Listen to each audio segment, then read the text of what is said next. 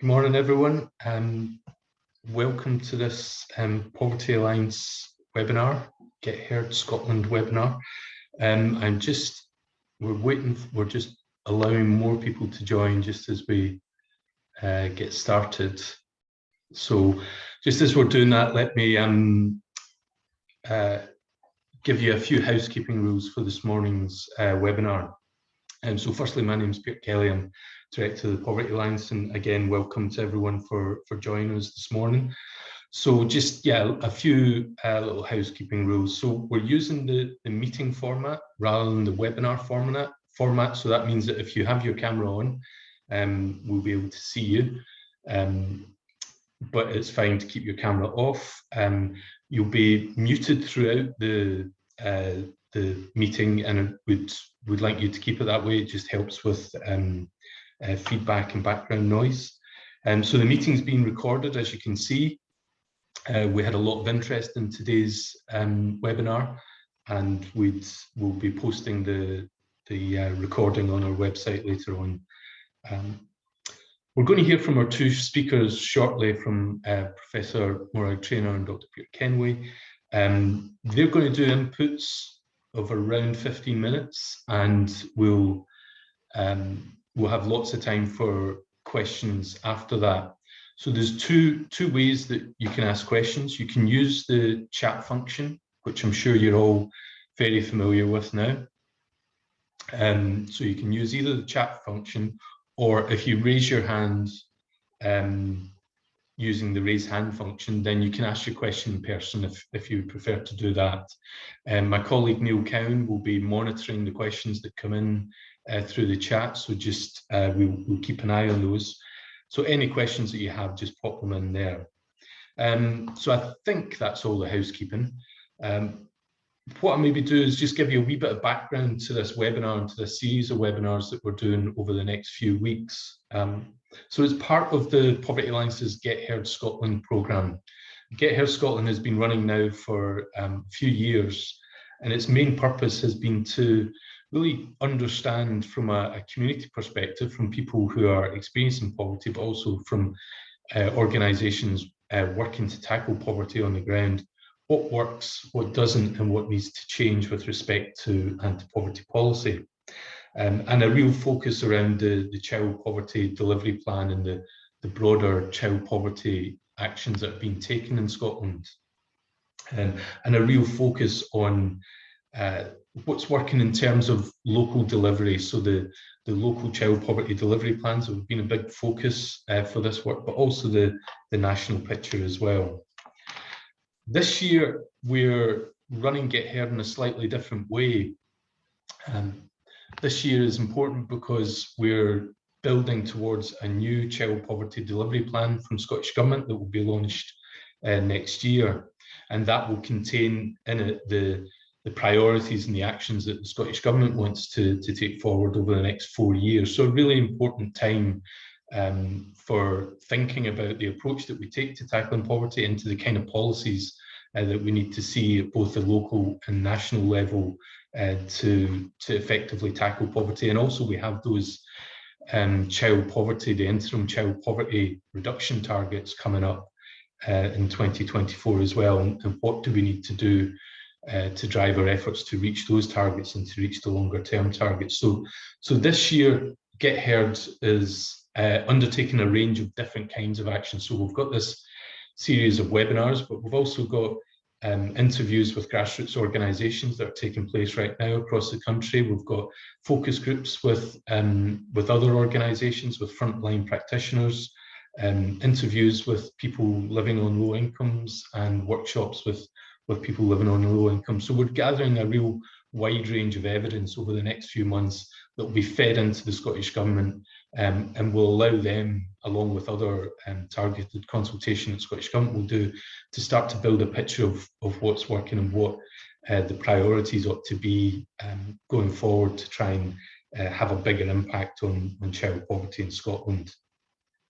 So I think that's probably enough from me. Today's webinar, as I say, is one of a series of 3. We may run further webinars into the autumn, but these 3 first webinars are trying to allow us to take a step back and look at some of the key issues. And this first webinar today, I think, is one that allows us to really zoom back out and think about what is the strategic approach that we need to be taking to tackle child poverty in Scotland.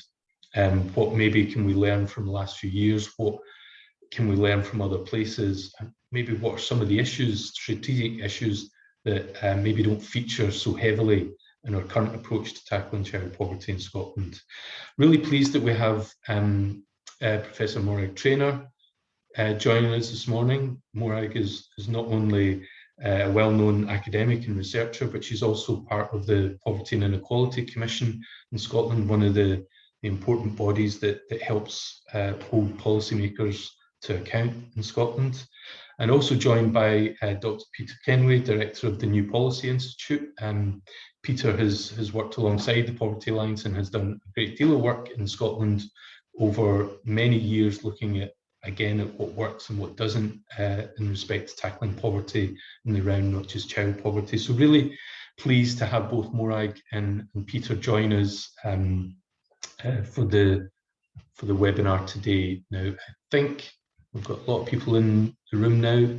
I would say if you want to ask questions, just to remind you to ask questions, just to pop your questions in the chat box, or when we get to the end, just to raise your hand and we can ask some questions there. But I'm now going to turn to Morag Treanor. Morag's going to speak first. So over to you, Morag, if you'd like to share your screen. Thank you very much. It's a pleasure to be here today. If you could just let me know that my screen is in fact sharing, that would be fantastic. That's you, Morag. Super. Right, thanks very much, and thanks for inviting me. So I have 15 minutes, and those of you that may have seen me present before will know that I'm used to university style talking for a long time, so I'm going to keep this as brief as I know how. And in the first instance, Peter mentioned that I'm part of the Poverty and Inequality Commission. I am. The Poverty and Inequality Commission has a statutory requirement to advise the next Child Poverty Delivery Plan, and we will be undertaking lots of work and collaboration with experts by experience. We have a panel of experts by experience, and we will be reporting later in the year, and we will publish what advice we give government.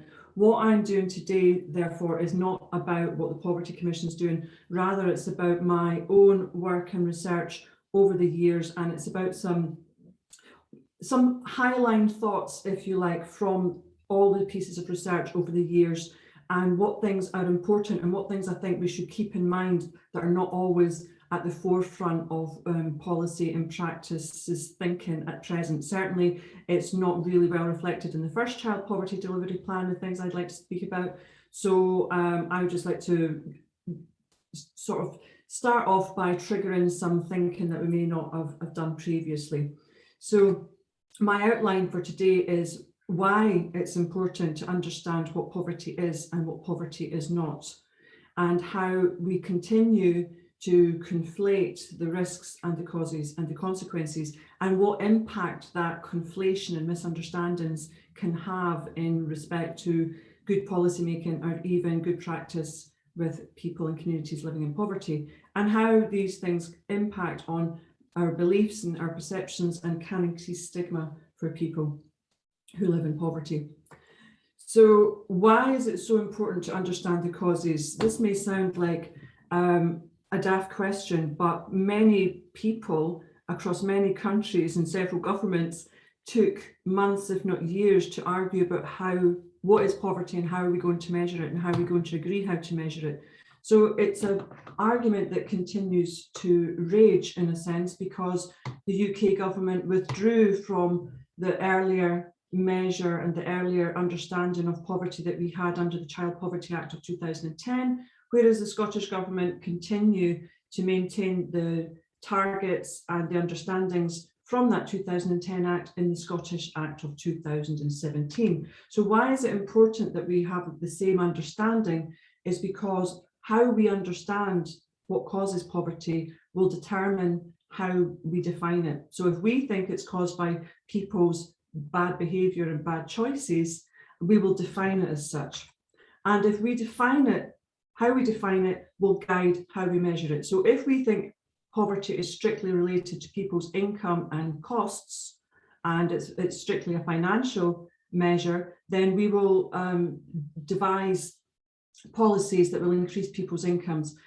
However, if we think poverty is not about income, then we really risk creating policies that give governments the perfect reason not to give people in poverty more money. So if we define it as people's poor actions and poor activities, then it allows austerity to happen. And that's exactly what we've seen in the last 10 years. In the new Labour years from say around 2000 to 2010, we had an understanding, a shared understanding of poverty that recognised that people had social needs and that needed to have the ability to conduct themselves in society and have what they needed to conduct themselves in society in a way that we all deem to be necessary and acceptable. And when you take those measures away, when you say it's not about income, it's about drug addiction, or it's not about income, it's about your debt levels and your expenditure, then you allow the situation to thrive where we start to judge people on what do they have, what should they have, and it allows us to take money out of people's pockets because we decide that that's not why they're in poverty in the first place. So it's really important in the first instance that we have this shared understanding. Now, Peter Townsend had this definition of poverty that was quite unique because it took into consideration people's social needs, people's cultural and religious needs, that people should have what is customary in the societies to which they belong. And from this, there is an index of what should you, there's a huge amount of work done on what should people not have to live without, what's necessary to not be in poverty. And those are the indicators of material deprivation. For example, a television is now considered a necessity. Is a mobile phone a necessity? Well, now in order to access some benefit payments, you need to make online applications. So what level of technology or connectivity is now considered to be an asset, a factor of deprivation if you are missing it? And because so many of these items of deprivation have their own arguments about what people should have and what people shouldn't have, and we've all heard the stories of, well, you know, they're living in poverty, but they've got a TV, etc., etc. So this definition is known as the relative concept, and it is the one that we derive our measure of poverty from, the one that the Scottish Government uses, which is income at 60% of median income. Beneath that is living in poverty on an income level and having a material deprivation measured by a set of indicators. This understanding, this relative approach to poverty, is now incorporated into poverty definitions across the OECD, but also across the world. And while it's quite an arbitrary threshold, and that's important to keep in mind, it's a threshold we've devised not because being above it means you're absolutely not in poverty, but because we know that being below it means you absolutely are in poverty. And that's important too, to understand that the threshold is imperfect, it's arbitrary, but we need a threshold because it allows us to compare, to contrast, to measure, to monitor, to track changes. And we need that, or we won't know if what we're doing will work. But it is an imperfect measure. So even though we have this measure of poverty that is based on income and material deprivation, the UK government chose to move away from that definition, because if we define poverty as being based on income and material deprivation, then the onus is on them to increase people's income and reduce their material deprivation. So what we have been bombarded with, and this someone perhaps maybe needs to mute their screen. There's a bit of feedback coming through. I don't think it's coming in. Sorry if it is. Where was I? Yes, so even though we have this understanding of poverty, what we are deluged with in the media and what we are deluged with by the type of things that come out of some politicians' mouths would, excuse me, lead us to believe that people don't need benefits, benefits are too generous, people are scroungers, disabled people are completely fit to work, but they're on benefits for years. Even The Guardian had one such thing. And 1 million people on benefit capable of working. So if we're having this driven at us day after day after day, it's not unsurprising that without the opposite being fed to us day after day after day, that people will start to think this is real and this is right and this is correct. So there's plenty of reasons why there are misunderstandings of what causes poverty. In the first child poverty delivery plan in Scotland, it did focus on drivers, and it focused quite well on the drivers of poverty. And it said that poverty was, partially or wholly outside of parents' control, completely outside of children's control, and comprised what is your income from social security, what is your income from employment, and what are the costs of living, including, for example, your housing costs. Those three factors are what the Scottish Government focuses on as being the drivers of poverty. And so it completely does not accept that there's a behavioural, whether it's people's own fault. And that's a really good thing. It's very clear that this is a structural matter and not an individual behavioural matter. Let's look at what child poverty in Scotland looks like statistically. And those of you who may have seen me speak before know that I can't do a presentation without showing you at least one graph. So imminent graph alert coming up. So the latest statistics we have are the 3-year rolling averages from 2016 to 2019, where 20% of children in poverty in Scotland before their housing costs, 24% after their housing costs, and 65% of those children have a family who are working. That's another point I'll return to, so let's keep that in mind, the 2/3 who are in work poverty. But what these statistics don't convey, what these statistics could lead you to think, is that there are only ever 20% or 24% of children in poverty in Scotland, and that therefore this is some sort of fixed community, a fixed population of people, that fifth or quarter of people over there who are the ones who live in poverty. And what these statistics don't convey is the fact that poverty is dynamic. People are going into and out of poverty over time, all the time. And I'll come back to why that is really important, but here's the graph and the graph alert. So this is using the birth cohort study growing up in Scotland. This is the first 9 years of data I've analysed. And what I've done is I've looked at whether families have never been in poverty, if they've been in poverty one time over that 9 years, 2 or 3 times over the 9 years, or 4 or more times over the 9 years. Now, the 4 or more times is not necessarily consecutive, i.e. one after the other. So it's not a measure of persistent poverty, which requires the poverty experience to be consecutively experienced. But if you look on the Growing Up in Scotland data, if I was to tell you, looking at it just over a single year, it will tell you that 27% of children are living in poverty. If I look at year 9, it tells me 27% of children are living in poverty. Now, that's very close to the 24% we have in the Scottish statistics. It may well be slightly higher because this is a survey of children, for example, and there may well be other factors in families that increase the risk of poverty. So it's 27% as a cross-sectional. But looking at across 9 years, you can see what to me is quite a staggering statistic, that is 47% of children have never experienced poverty in Scotland in those 9 years. That means 53% have. 10% at least once, 13% 2 or 3 times in the first 9 years of their lives. So we need to move away from thinking that only 20% or only 24% of children at any are experiencing poverty. That is a snapshot look at this, and it's not the pattern over time, and people dip into and out of poverty over time. What are the implications of this? Why do we need to think about this? And that's because if you've got someone the people going into and out of poverty over time, a lot of those people are likely to be around that margin of the 60% threshold. They're likely to be above that threshold and dip below it, and go above it and dip below it. Some of them will be like that.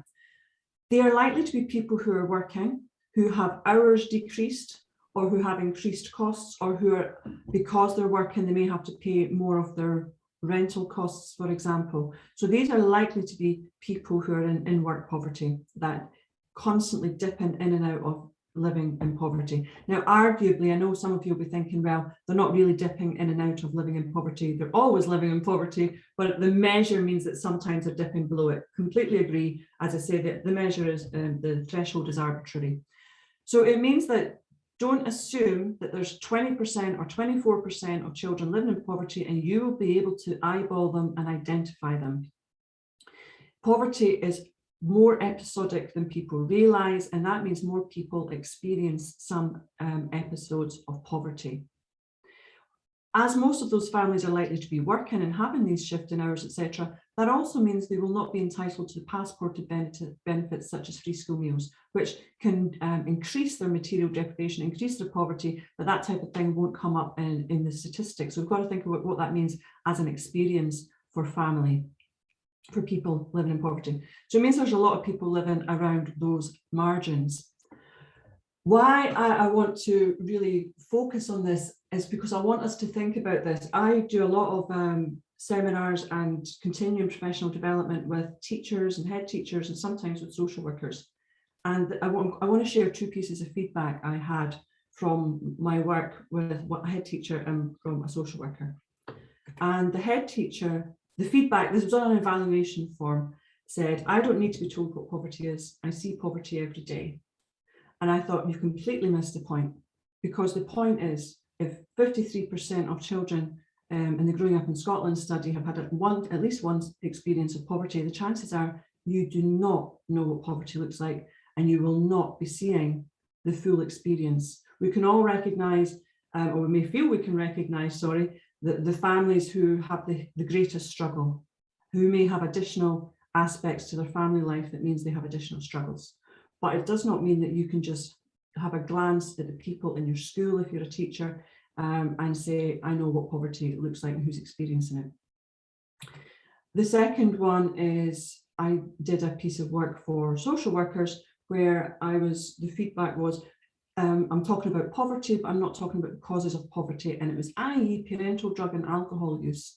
And I thought, once again, this person's completely missed the point, because the causes of poverty are structural. And when we talk about what is a risk, what is a cause, and what is a consequence, these things can be in a bit of a feedback loop.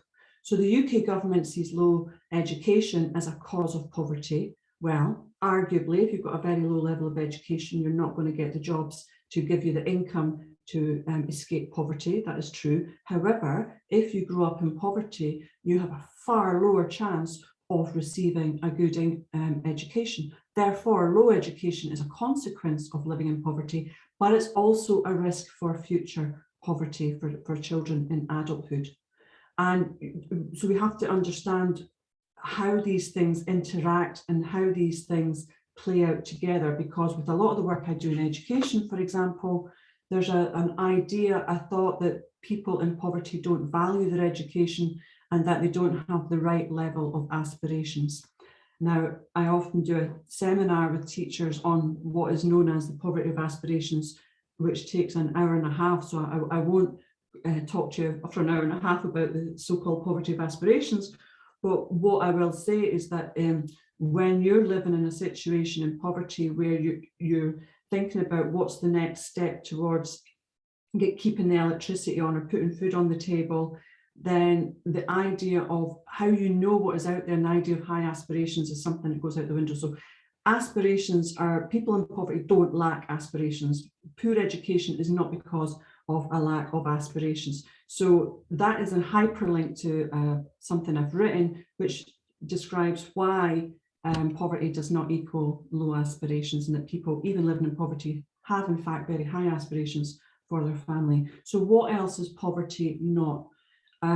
We have a lot of talk about adverse childhood experiences in Scotland, and I think it's important to understand while childhood trauma is as devastating as we imagine and has huge impacts on a family, poverty is a huge risk factor for trauma in a family, but it is not the same as an adverse childhood experience. So again, if you want to follow the links, I would argue that poverty does not equal ACEs. Poverty equals the things within government control, such as income from social security, employment law and income from employment, and the rising costs of living that people face are these structural factors that cause poverty. And when we have beliefs and perceptions and misunderstandings otherwise pushed at us by media and by some flavors of politicians, then if we get all this muddled up, then we are increasing people's stigma, and we are also going to try and devise solutions that do not actually address the problem as properly experienced. For example, if you think poverty or poor education and poverty is linked to people's low aspirations, and you start to do a project on increasing people's aspirations, you're not likely to have the impact you expect to have, because you're actually looking at the wrong issue. So not only does it increase stigma, it can lead us down the wrong path. And even though people will say, oh, I know poverty is about income, even though people say that, there is still this underlying thing that emerges in people's work where they still believe that poor parental behaviour is somehow a cause of poverty. And that persists. And the last thing I'd like people to think about, if you think that poverty is visible or always visible, sometimes it's visible, but if you think it's always visible, then your understanding of poverty is not broad enough to take into account people's actual lived experiences and episodic times of living in poverty, which also increases people's stigma. If we all have this idea of what we think poverty looks like, those people who are experiencing episodes of poverty, who may be in work, for example, are not going to come forward and say, I need help, my family needs help, if they think we all have this understanding of people living in poverty as being either feckless or destitute. You know, there are sort of experiences in between, and it increases people's stigma. And then to avoid stigma, people will mask their poverty. Children in schools will mask their poverty, and that's a huge issue. If we can't access and help the people we would like to access and help and provide support for, because they are hiding their situation for fear of stigma. That's my 15 minutes, so I will stop there, but happy to talk further and take questions on that. And just to say, you can go to your local library, and a lot of this is discussed in this book. Chapter 10 gives conclusions about how to change how we think about poverty as currently understood. And if you ask your library to get it in, then you can read chapter 10. And thanks very much for your time and attention. Thank you. Thanks very much, Morag. A lot packed into a pretty short space of time there, Morag. If you'd just like to stop sharing your screen, if you haven't already. Yeah, I will when I can, Peter. You know how. No, I understand. I think there'll be a button on the bottom of your. There we are. That's us. All good. Great. Thank you very much for that, Morag. As I say, lots for us to discuss, and I would just remind you there was one question in the chat there, and we'll come back to that.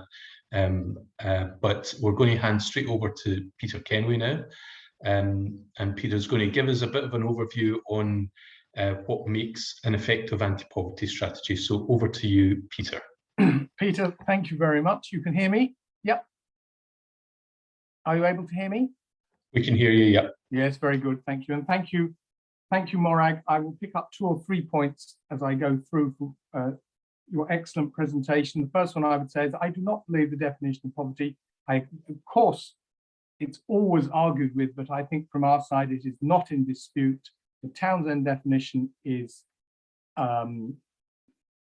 fit for purpose, has been, and also has deep historical roots, including, as I'm sure you know, in the writings of Adam Smith himself, who's claimed as an inspiration for the right, and as far as I'm concerned, he's no such thing. So thank you very much for that. What I want to talk about is completely different in one sense. It's based on a project that technically still isn't finished, which we did for the, let me try to make this thing come through, for the Wales Centre for Public Policy, and through them for the Welsh Government.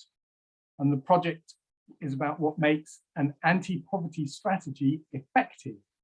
And this is a project, Morag, in which there are no graphs, and it's really hard to do a project with no graphs, but actually also rather uplifting in a certain sense.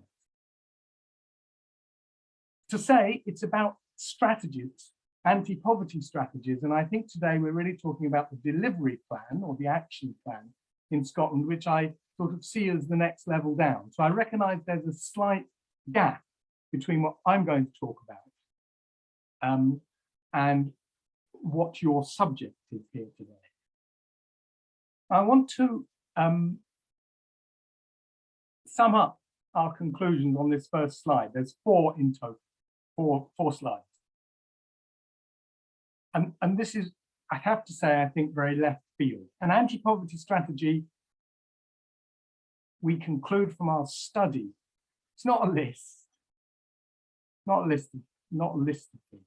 An anti-poverty strategy is really a device or an arrangement or an institution, a coming together that allows, if you will, and I don't mean to be flippant for a moment in using the word game, allows a game or a process to take place in which those who want to see action on poverty get the chance on a continuing basis to interact with those who can act on poverty.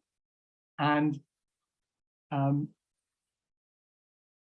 effective anti-poverty strategy is one that, if you will, enables both sides, and of course individuals can be on both sides as individuals, but an effective anti-poverty strategy enables both sides, both forces to flourish and engage with one another constructively.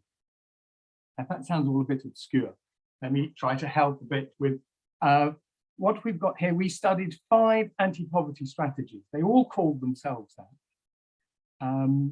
One of the pleasures of this project was working in Spanish, where we had wonderful support from one of Peter's former colleagues, Irene Tortado, who technically was only doing translation, but translation requires the deepest understanding. She did a wonderful job. Even more challenging from my point of view was the German study, because in principle I was doing the German, which is not so quite so good. It was good fun, but I'm aware of how little one really understands. The yellow on these, so 5 strategies: Toronto or Treanor, as I'm supposed to not say the second T, I believe, Treanor. Baden-Württemberg is a region in southwest Germany, very prosperous. Castilla-La Mancha is a region in Spain, south of Madrid. Its principal city is Toledo. New Zealand, you know, and Scotland, you know. Now, the original idea was that the yellow on here was the thing I was going to pick up. These are kind of a few key features. I think, though, in a way, perhaps a slightly better way to do this, to try to give you some idea. We've studied each of these and come up with conclusions, general conclusions, is to talk about the 3 of them that are least like the Scottish strategy. I'm going to assume that this audience knows the Scottish child poverty strategy. Probably, certainly better than that. The first thing to say is that the strategy in Castilla-La Mancha in Spain is in many ways, quite apart from the coincidence of the 2 58s in that 3rd row, is a very similar strategy, wide-ranging, lots of initiatives, same sorts of initiatives. Okay, its overarching idea is more one that you would call social exclusion, that they would call social exclusion.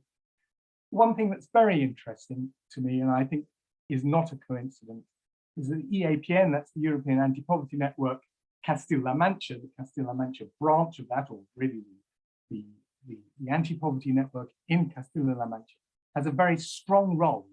And I think, and I don't just mean Peter, though obviously he has a very important role, as we all know, but in some sense, I have always been struck as a London-based researcher at the strength of the anti-poverty movement in Scotland. And I think you have a very similar strategy there. So let me just say very briefly about the other the other three, which all in their different ways are dealing with the problem of powerlessness. Let me start with Toronto. Toronto, it's already 6 years old, this strategy, 20-year plan, has no budget. There's a strategy, but there's no budget.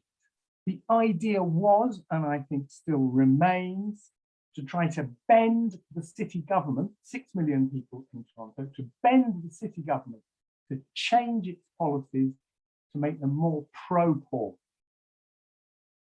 The 5 themes, I did write these down. These are housing stability, service access, transit, public transport equity, food access and quality, jobs and incomes. And the idea is that they've kind of set these directions. And then there's, in some sense, pressure on the city government departments to develop proposals that will push things in the right direction.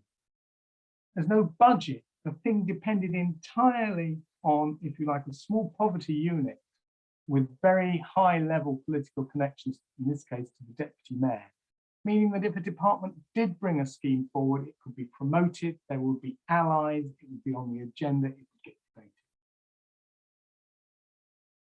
debated. It hasn't really worked out. Nevertheless, it's a very interesting example, one example of relative powerlessness about how you're going to get the machine or the departments to do things differently. Baden-Württemberg. Poverty in Baden-Württemberg, enormously rich place, twice the average level of income. Nevertheless, what's fascinating about Baden-Württemberg is the German constitution prohibits the state, the region, which is Baden-Württemberg, not Baden-Württemberg specifically, but all regions, from taking anti-poverty action. Either the federal level takes action or the local level. So this really is a set of, all this is in some sense trying to set up a project in each of the 44 localities designed, and I think of it really as a social work project called prevention networks, where you've got local associations of social workers and other professionals working together to improve the chances of children from poor backgrounds. The state of Baden-Württemberg cannot mandate anything, but it can encourage, and it's sort of run a competition. It's run, I think it's now about a quarter of the localities have adopted this scheme. Many would say it's not even an anti-poverty strategy, but in one sense, you've got a powerful politician, regional politician, and his boss want to take action, but they can't take action. So they have a device to, in some sense, try to make stuff happen on the ground. Third, and quickly, finally, New Zealand. Child poverty strategy, much more recognizable there, focused on the usual child poverty measures, the sort that Morag was talking about. No less a person than the Prime Minister, Jacinda Ardern, is directly responsible for the child poverty targets and the strategy, and for, she owns it completely. Nevertheless, there's still a problem, even if you're the Prime Minister, of getting the government machine to do what you want. And in some sense, a way of looking at the kind of the structures in New Zealand, the strategy in New Zealand, is in some sense something to try to tie down the government and other departments to do what the Prime Minister wants. So again, even there, though, okay, Prime Ministers are powerful, even they have limits.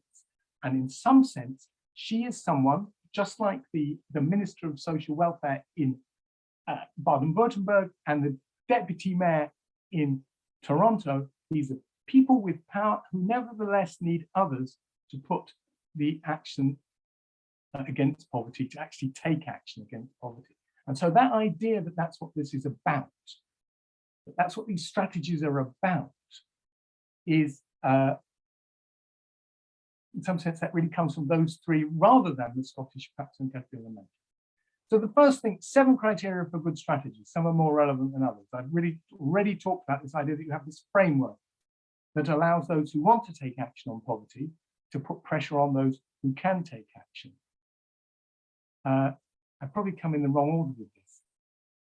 Very strong idea from a number of the strategies, perhaps even almost all of them, including Toronto and Castilla-La Mancha, these things not only need clear aims, but what does it mean if something is in a strategy, if an action is in a strategy? And the idea that we got from the people we were speaking to, this really needs to signify that it is a priority, that it serves a clear aim and is a priority, and in some sense will therefore be supported if it comes up into conflict over resources with other possible schemes or ideas to do with poverty or not, mainly not, that are outside of it. No, it doesn't just want, if everything's in the anti-poverty strategy, what's the point of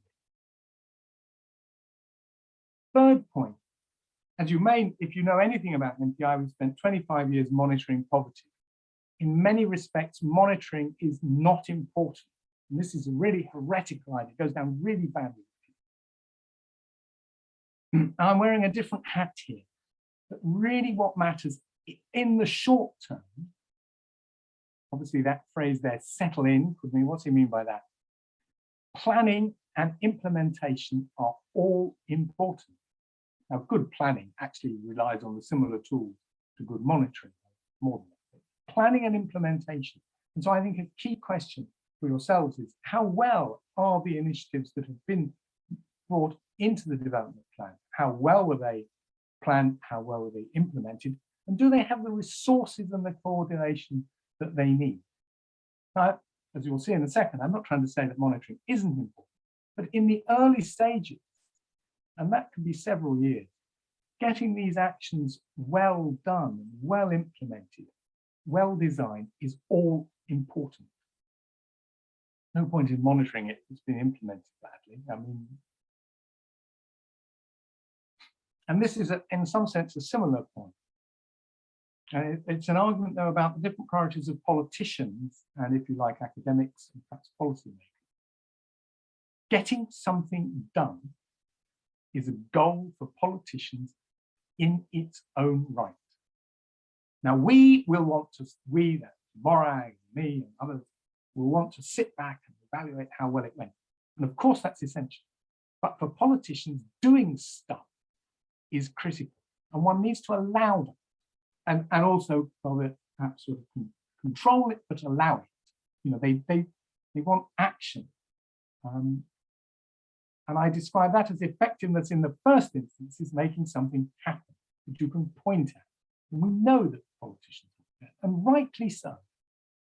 Then as time goes by, a good strategy is one that learns as it goes, and the outcomes, did this actually achieve what it, even after achieve what it claimed to set out to, become more important. And in the end, effectiveness in the last instance will be much more about outcomes, whereas effectiveness in the first instance will be about outputs. One shouldn't resist that, but one should be aware of it. And finally, on our list of 7, you have to have high enough responsibility. Necessary, but not sufficient. One of the things that goes wrong in Toronto is that sadly the deputy mayor who starts the thing passes away. She's replaced, I believe, by someone who then doesn't get on with the mayor. And he's then replaced again. And at that point, you've got an advocate. And an advocate, does not have the clout that a well-placed deputy mayor can have. Baden-Württemberg shows if it's a simple strategy, a single department can do it. But really, if it's a multi-department strategy, basically responsibility has got to sit at and be taken at the top. So just a few thoughts on the delivery plan, then I stop. Is there enough creative tension in this process leading to the new plan? Are the right people talking to one another? One of the things Morag was saying that I thought was very striking. I mean, it's a personal gripe of mine as well. This thing you were talking a few moments ago, Morag, about the head teacher and the social worker. And I think one of the things where we battle against is the narrowness of professions, of professional views. I mean, in one sense, they're the same people. We're all professionals in this sense, in the same way. But I find a reluctance on the part of many professions to listen to other professions. And I think that's one of the questions here. There needs to be,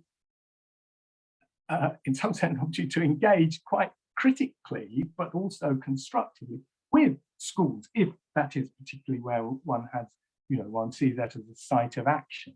One can't assume, and they shouldn't assume, and that's very difficult, that they know. We have a lot to learn from them. Thank God I'm not a head teacher. But on the other hand, so this kind of, I think that's an important part of this, a recognition that we all have stuff to learn from one another. Obviously from people with direct experience, who have a lot to say, I think, about how to implement things well. That's a very interesting thing happening in Toronto. The People's Panel interacts directly there with the civil servants in the city hall or whatever. And I think that is likely to be a good thing from the point of view of making sure that some of these schemes work a little bit better than they would work better with that interaction. This question of what status does being in the plan confer on an action?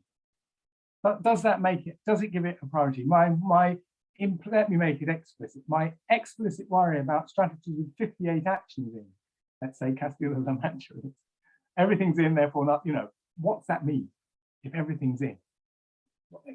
Does that, when push comes to shove and the budget gets tightened, as it will, does that help?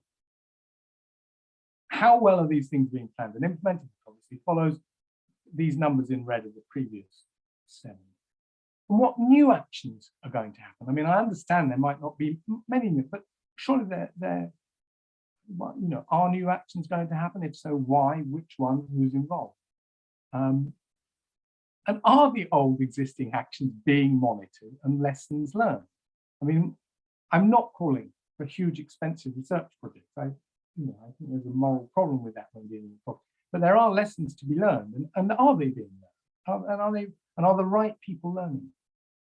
And again, who is responsible and who in a multi-level plan needs to be responsible? No, let's go back to that. My last point to pick up on Morag's presentation is that if you look at the UK numbers, where we can look at year by year rather than the 3-year averages, the figures for 2019-20, which is just before the pandemic, 3/4, Morag, of children in poverty are in working households, and half of them are in households where all the adults are working.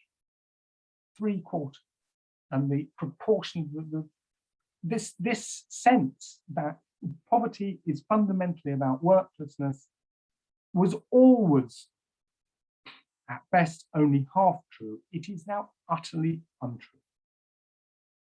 And the numbers are so clear that perhaps paradoxically, it's slightly easier to argue. We've got the evidence is so strong. And I think all those points that you were making were very strong. But in some sense, what's happened, we have to understand what happened at the UK-wide level in the last 6 years for child poverty is a disaster. And Scotland is operating within that framework. Now, it's not a call, I'm not making any statements about independence or anything else, but the context in which this child delivery plan is being formed is considerably worse than the one 4 years. Thank you very much, Peter. Thank you to both Morag and Peter. Really, I think, provocative thoughts there on anti-poverty strategies, and I'm just going to try and get the chat questions up on my screen. I'd like to kind of throw open so that there has been a few questions coming into the chat. I don't know if Morag and Peter can see those coming up. There's some very, I think, clear issues or clear themes in both inputs from Morag and Peter. I thought there's a real question. Peter raised the issue about powerlessness, and I detected around that, and also in some of Morag's comments, around the question of implementation, and also this issue of how many or how full is your anti-poverty strategy. If everything's in it, then can anything be prioritized? I think that's a real big question. It's one that's been around for a long time, as we've had various iterations of anti-poverty strategies and frameworks and so on in Scotland. But I'm going to have a look at some of the questions now and maybe see if we can pick out a couple of them. So one from Paul Spicker, and I will say for those of you who joined the call later, so there's two options for asking questions now. You can raise your hand, or you can pop them in the chat box, and if you raise your hand and I manage to see it, then you can put your camera on and ask your question live and in person. But I guess it's more of a statement there from Paul than a question. So I don't know if you want to follow up on that about the narrowness and about the importance of having everything in an anti-poverty strategy is that way of bringing more. This is the way I'm reading your comment, Peter, Paul, bringing more agencies into the effort to address child poverty.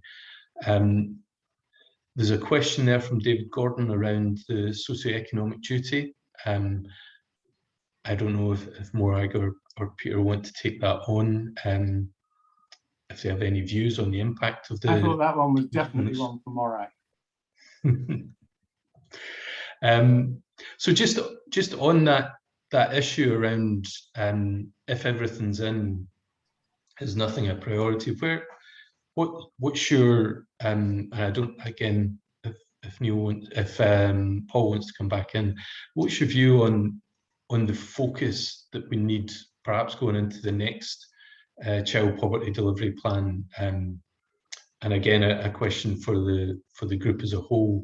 What are the kind of things that we need to focus down on? We have some very hard targets, poverty reduction targets in law in Scotland, and that clearly has to be the focus of our child poverty delivery plan, achieving those targets. And given what Morag was saying earlier about the importance of our understanding of definitions and what we're trying to do is to drive down income poverty. What the new priorities, or how much change should we see in our priorities in the next child poverty delivery plan?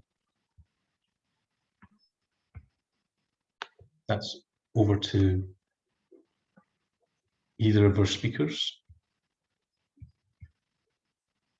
I mean, I'm happy to go first, but I'd be happier to go second. No, you go for it, Peter. It's fine. Okay, there so I'm unmuted, aren't I? Yes.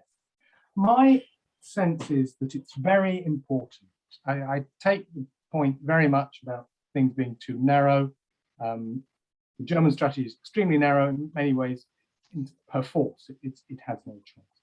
Nevertheless, I think whatever strategy you have, the thing needs to be able to be seen to succeed in certain ways quickly.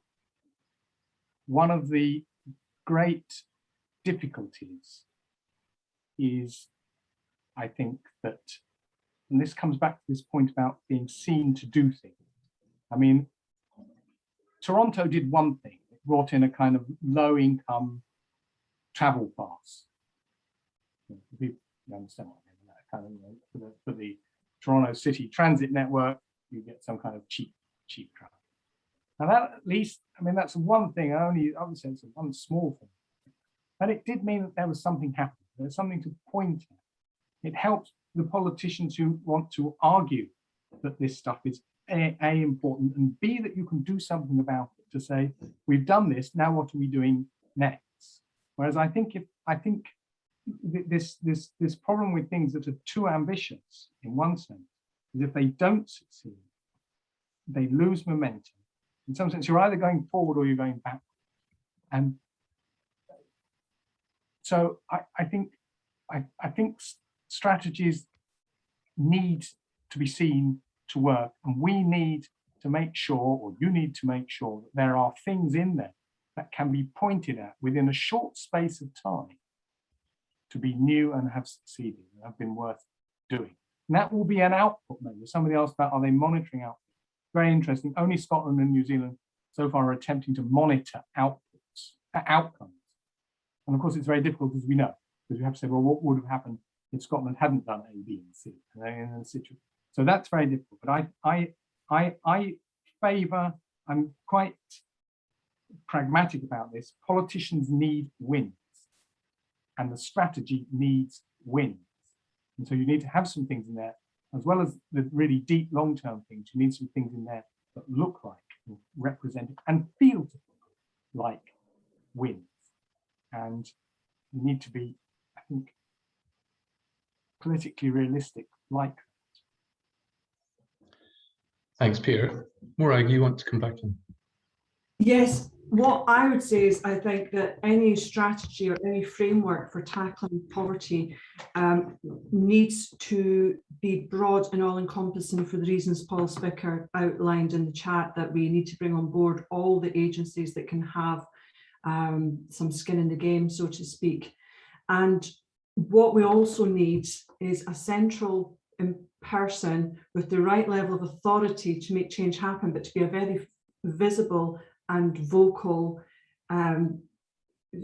pivot for that strategy. Although we need action at the local level, and we see a lot of action at the local level, which is wonderful, it still requires some sort of overarching central, if not authority, but to know that the strategy has the backing of the highest level, and that the resources will be put in place for that strategy to be carried forward. I think the monitoring and evaluation is critical. I think action under the Child Poverty Delivery Plan on the whole has to be able to show how it's going to impact either on the targets or impact on improving the lives of those who are living in poverty, improving the lives of children living in poverty.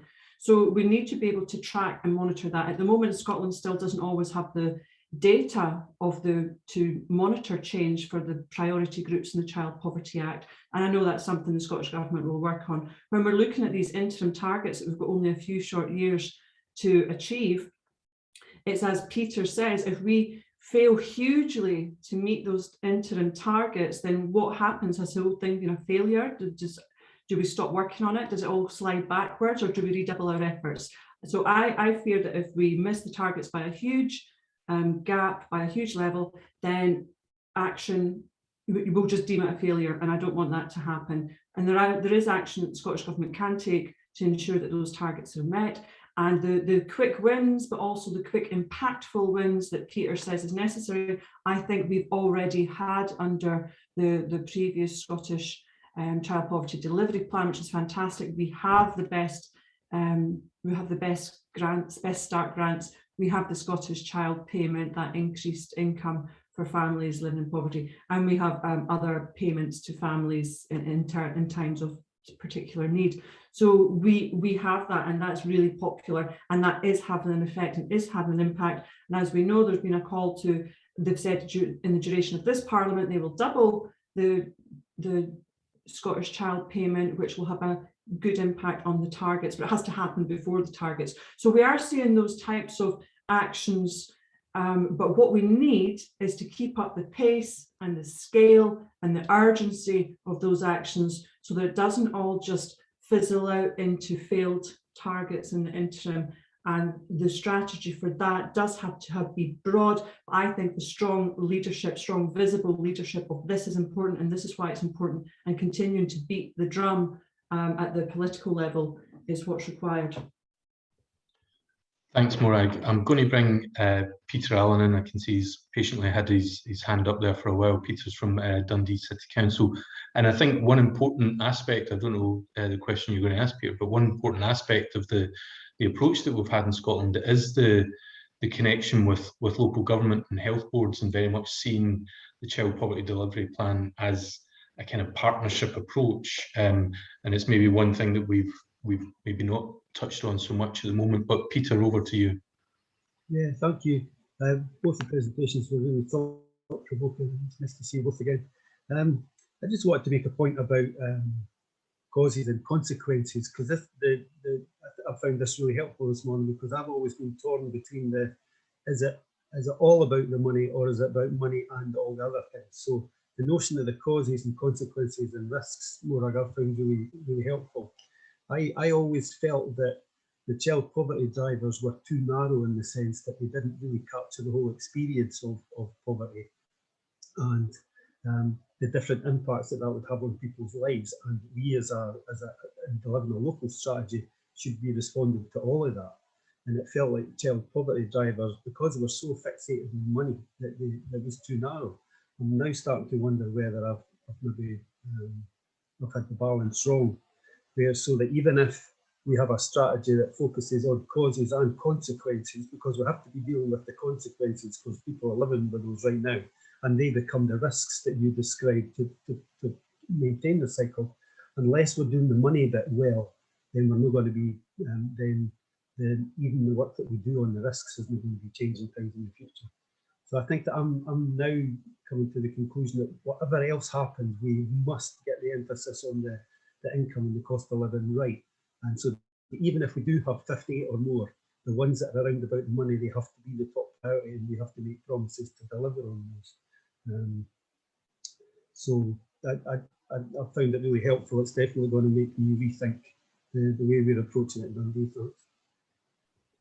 Thanks very much for that, Peter. If I could maybe just pick up on that point and maybe go back to Morag, just about where you had quite a focus in your presentation on stigma and the impact of stigma on I guess our approach to tackling poverty overall, whether through individual agencies or as a society, you know, the impact that consistent message, which is still there, maybe not as strong as it was back in the early 2010s, but it's still there around personal responsibility and so on.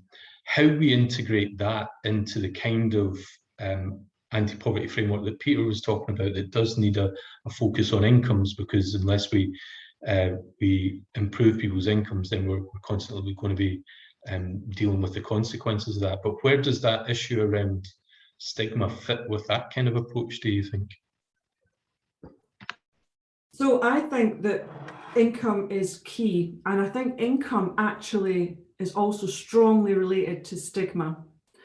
For example, I was writing a paper using this growing up in Scotland data with a German colleague who was using a similar set of data in Germany. And I said, let's look at we're doing a paper on lone parents.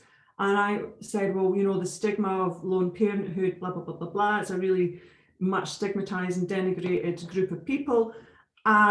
My colleague in Germany was perplexed because she says, we don't have that in Germany. So I was like, okay, so this was interesting to me of what is a root of stigma. And because in Germany you have really good child credits and child benefits, that means that you will not be in poverty just because you're a lone parent, whereas here it's very difficult not to be in poverty as a lone parent.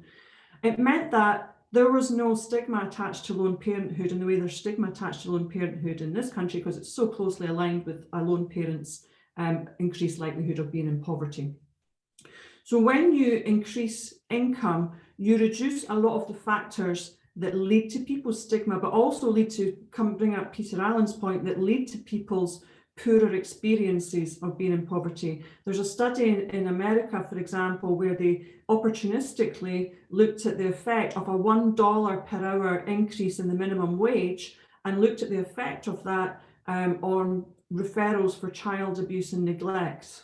And there was a 9.6 percentage point reduction in referrals for child abuse and neglect that were directly associated with this $1 per hour increase in income for people. When you increase income, you reduce not just the pressures and the poorer experiences of living in poverty, you give people opportunities, chances, choices, you give them the breathing space to learn about what else is available to them, and you give them the dignity that can start to not only reduce the external stigma, but to reduce that internalized stigma that's experienced as shame as well. So I think that to working directly with people living in poverty, as Peter Allen is, he's dealing with all those consequences of poverty, and it's necessary at the local level. And I understand that so many poverty initiatives are dealing with the consequences on the ground in communities and in families, if you like.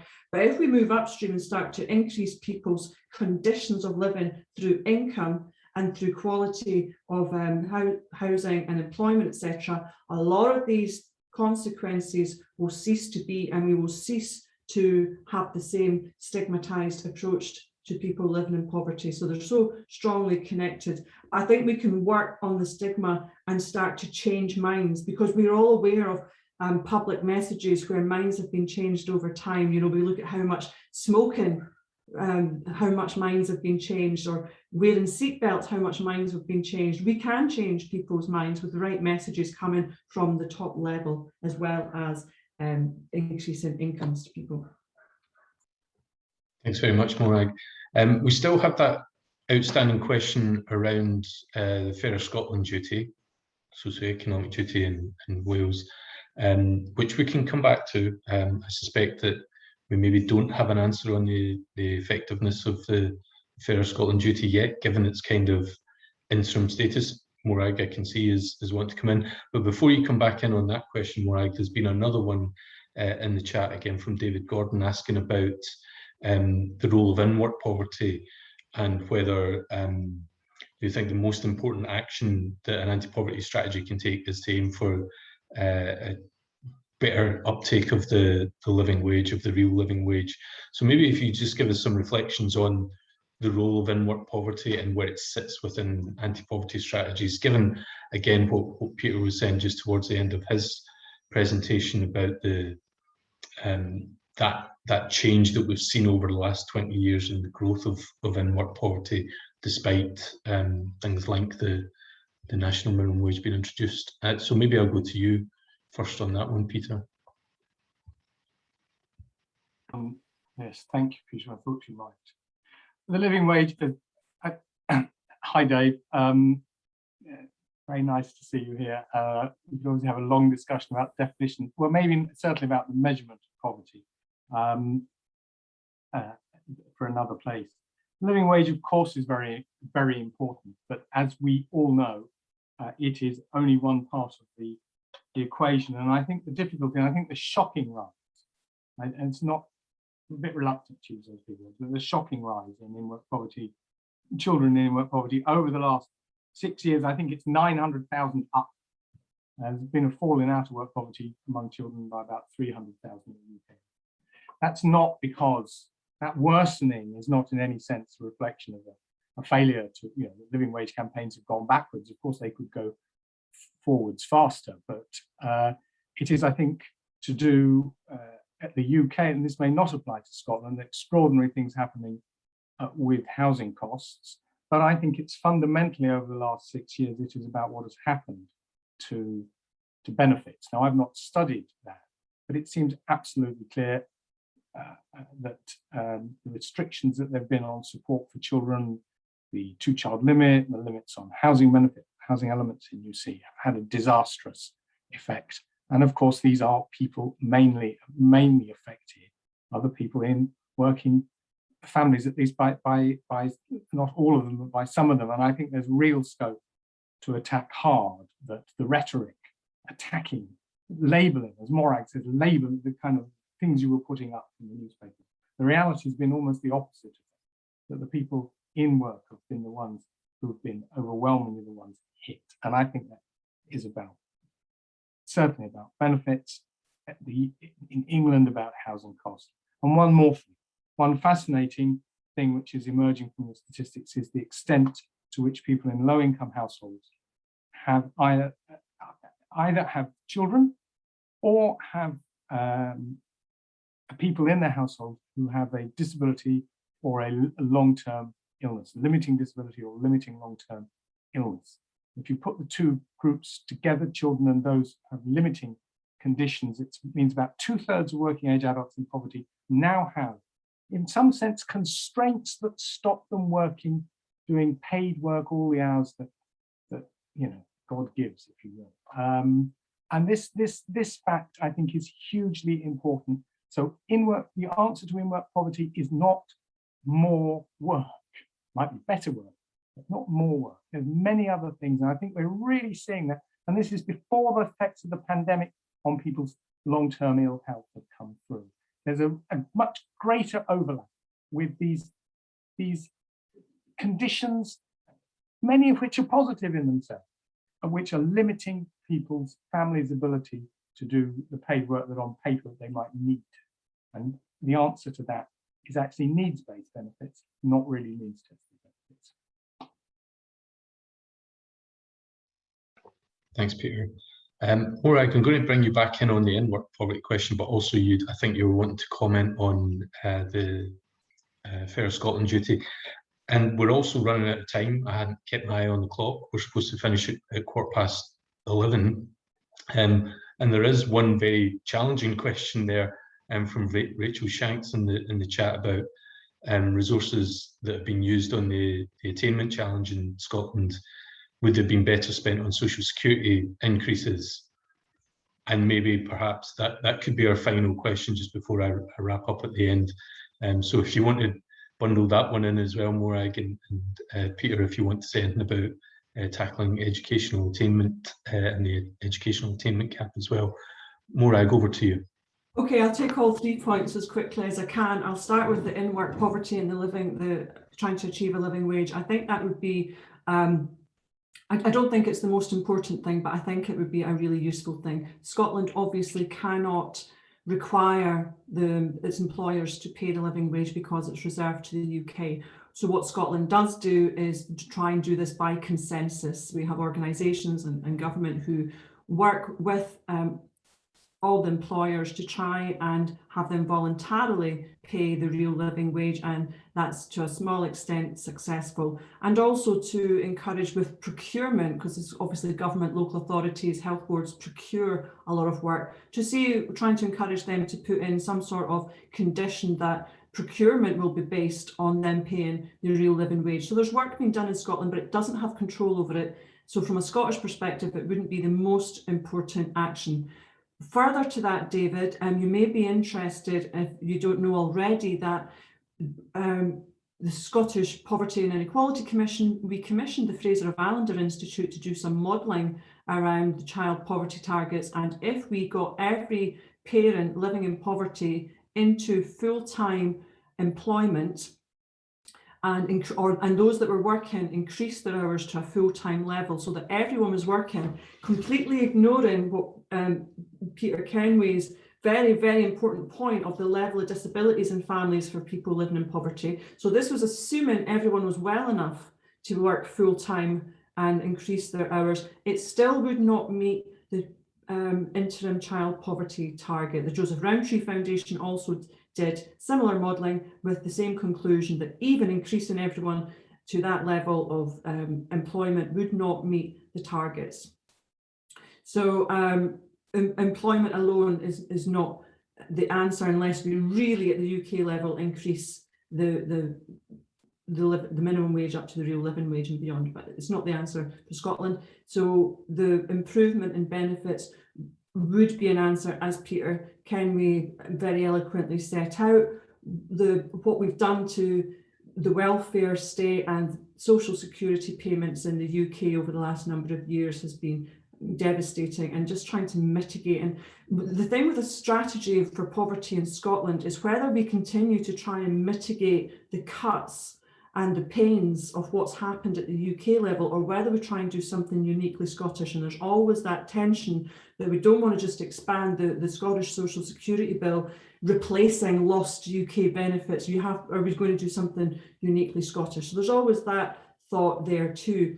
Taking on the question of would the attainment challenge have been better spent on social security increases, I'm not sure about that question, whether it would be better spent on social security increases, but could it have been better applied? Yes. I don't think, given the work I do with schools, and I completely take Peter Kenway's points that professionals need to learn from each other, and head teachers do a phenomenal job that I couldn't do, and I am in awe. But there's also something within schools of they have their area of expertise and they're very, very busy. So trying to bring in other expertise, there's not much space for it. So they don't have an expertise in social policy or poverty or inequalities. And why should they? Because they have an expertise in educating our young people. So why that money was given directly to head teachers, and the work I do with head teachers, I've had head teachers say to me, I don't know how best to spend this money. I think it's improved over time, but I do think it would have been better at least being held at the local authority level and then spread out to schools via the local authority, because there's more expertise, because there's more people who work on poverty issues at the local authority level than there is at the school level. So I do think it could have been better spent. It could even have been focused on how we support our families financially within a local area, for example, and it wasn't. It was spent within schools on more strictly educational thoughts. So I'm not sure I would spend it on social security increases, but I would have changed how it was spent, most definitely. As for the Fairer Scotland duty, the socioeconomic equality duty, I think it's too soon to say what the impact is, but a few months ago, we did look at this, a group of us did look at this and thought that it needed to, we needed to have it on people's websites, what their impact assessment for the duty was, and if an impact assessment for the duty was not undertaken, why it was seen not to be needed. So I think we don't yet know how it's going to impact or play out, but I think I would like more transparent use of the duty, and I think publication of how it's being used and when it's not deemed to be necessary, so that it could be monitored more effectively, because at the moment I just don't know. Thanks very much, Morag. Peter, if there's anything final comments that you want to add in to stimulate our thoughts before we finish. 1 minute. The first point is actually picking up a point from Ellie early on in the chat. I think that there's a really interesting question. When there are times when you don't need an anti-poverty strategy, and that time is when the powers that, when the person or the institution that wants to act has the powers to do so. It doesn't need a strategy. I think actually what Labour was doing in Westminster 20 years ago kind of fell under that heading in many ways. The power sat with the Treasury. Brown didn't need a strategy. And an example of that is what the Welsh Government, Mark Drakeford and the Welsh Government did with the payments to children who were receiving free school meals while there were no school meals being offered. And I think they put, was it 20 quid a week per child or something? That's a huge impact on child poverty. He didn't need a strategy for that. He had an opportunity. I think there's a real question about whether you want those narrow money things in there. Of course, the politicians do. The attainment challenge, in a way, Rachel's question is a trick question, which Morag ducked correctly. The question is not, should we have done something else? How could we have done it better? And that comes back to this point about planning, and it will take time and learning, and some head teachers will admit they don't know what, is there a process in place for that learning to advance, be learned by the right people and taken forward? I think that's the key question. It's a good question from Rachel, but it's a trick question. And I think the third thing I would say is, in a seminar where there are so often too many Peters, that Peter Allen, in a sense, what I would want to ask is of Peter and Peter's colleagues in other local authorities and in the health board, how does this action plan help you, if you like, win your arguments inside, in the case Dundee, inside your local authorities, inside the health board, both to do particular things and to do them well and to have sufficient resources. And that seems to me to be really the test that I would set for this thing. Is it, because it's a very interesting multi-level strategy that you have, is it helping, and is it helping enough people like, in Peter's position, the politicians who are in the same view at the local level and on the health? Great, thank you very much, Peter, and thank you, Morag. I know that we could carry on this discussion. I'm sure if we're in a big room, this is where we would all head out for lunch and continue the discussion, maybe early lunch.